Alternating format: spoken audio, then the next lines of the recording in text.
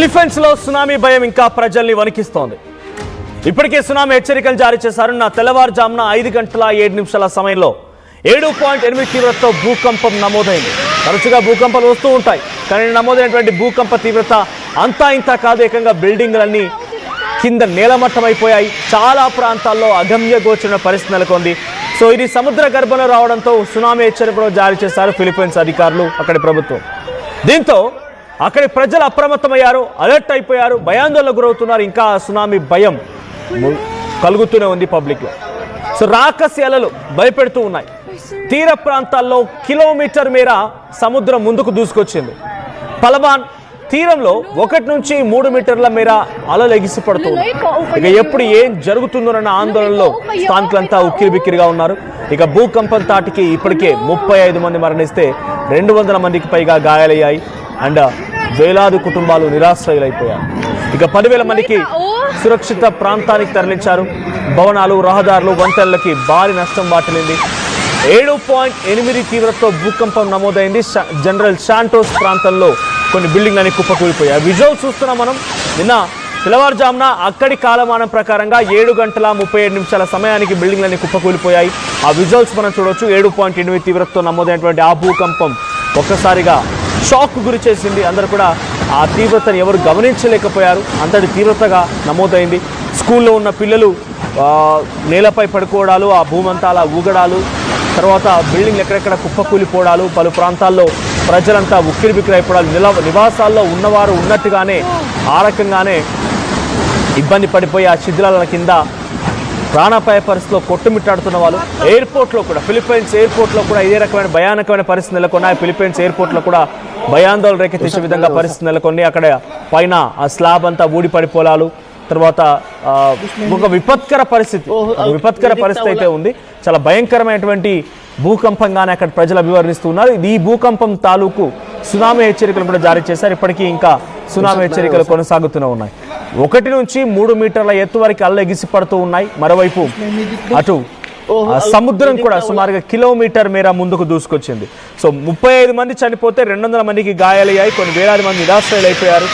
Buildings collapse అయిపోయాయి, restaurants collapse అయిపోయాయి, schools, colleges, banks, airport, railway bridges, అనేక రకాలుగా ఫ్లైఓవర్స్ అన్నీ కూడా పూర్తిగా శిథిలావస్థలో ఉన్నట్టుగా ఇప్పుడు అవన్నీ కూడా ఒక్కసారిగా ఊగి క్రాక్స్ ఇచ్చి కొన్ని కూలిపోతే ఇంకొన్ని ఆ క్రాక్స్ ఇతరత్ర ఇబ్బందికర పరిస్థితి అయితే ఉన్నాయి. సో ల్యాండ్ స్లైడ్స్ కూడా అయ్యాయంట. సరంగని ప్రావిన్స్ దగ్గర ల్యాండ్ స్లైడింగ్ కూడా అయింది. కొండ చెర్లు విరిగిపడ్డాయి. సో పవర్ లేదు. మిడానో ప్రాంతంలో ఇన్ఫ్రాస్ట్రక్చర్ పూర్తిగా డ్యామేజ్ అయిపోయింది.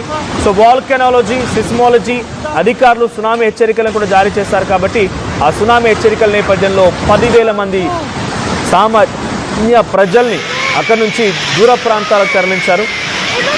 అండ్ యాజ్ ఆఫ్ నౌ ఈ రోజుకి ఇంకా సునామీ హెచ్చరికలు కొనసాగుతూనే ఉన్నాయి.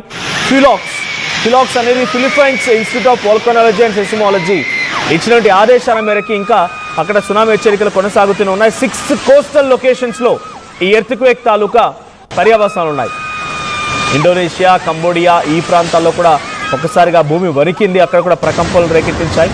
సో ఇప్పటి వరకు 130 aftershocks, more than 130 aftershocks have been recorded so far. So most of them were 6.0 and above, 6.0 కంటే అతి ఎక్కువగా ఉన్నవే. ఇక పబ్లిక్ అంతా ఏం చేస్తున్నారంటే చెట్లలోకి వెళ్ళిపోయి, అంటే అటవీ ప్రాంతం చెట్ల మధ్యలోకి వెళ్ళిపోయి అక్కడ డేరాలు వేసుకొని, తమ ఇల్లు కుప్పకూలిపోయిన వారు, ఇల్లు మొత్తం కూడా ధ్వంసమైన వారు డేరాలు వేసుకొని అక్కడే ఉంటూ, అక్కడే వండుకుంటూ అక్కడే ఉంటూ ఉన్నారు.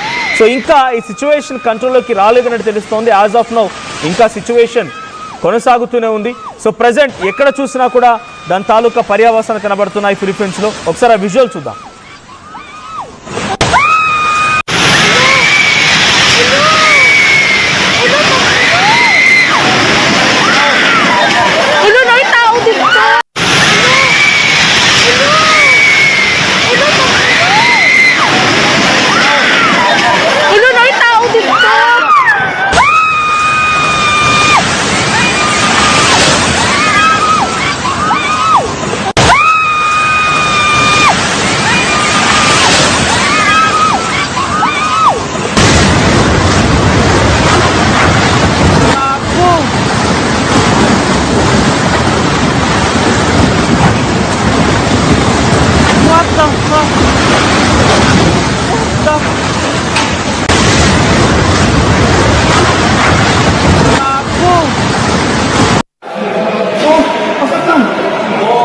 Wasak na, wasak. Bus, may medic, bus. Oh, medic ta wala.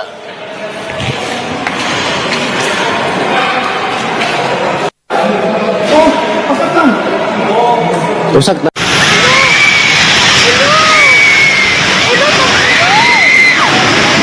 అయితే మరోవైపు ఆ సముద్రపు అలలు ఎగిసిపోవడం కూడా లైట్స్ విజువల్లో చూస్తున్నాం. సముద్రం సుమారుగా కిలోమీటర్ మేర ముందుకు వచ్చింది. అలలు కూడా ఎగిసిపడుతున్నాయి. 1 నుంచి 3 మీటర్ల ఎత్తులో సముద్రపు అలలు ఎగిసిపడుతున్నాయి. రాకసి అలలు ఎగిసిపడుతూ ఉన్నాయి.